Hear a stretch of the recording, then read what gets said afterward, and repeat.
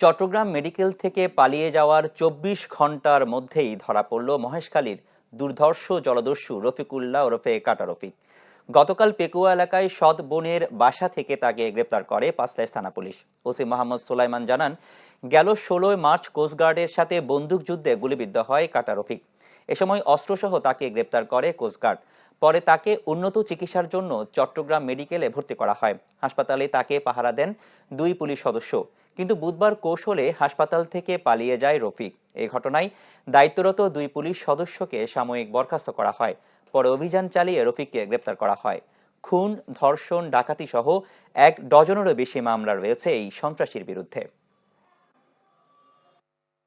যে সিনস আমরা এটা কোনোভাবে নাম্বারটা একটু আইডেন্টিফাই করি, এটা ডিটেলস নিই এবং ওই সিএনজির মালিককে আমরা ডাকি। মালিকের মাধ্যমে আমরা হাটাজারি থেকে ড্রাইভারকে ডাকি।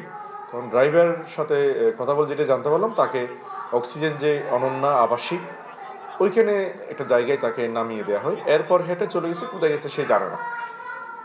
মোটামুটি ওখান থেকেই আমরা আমাদের কাজটা স্টার্ট করি।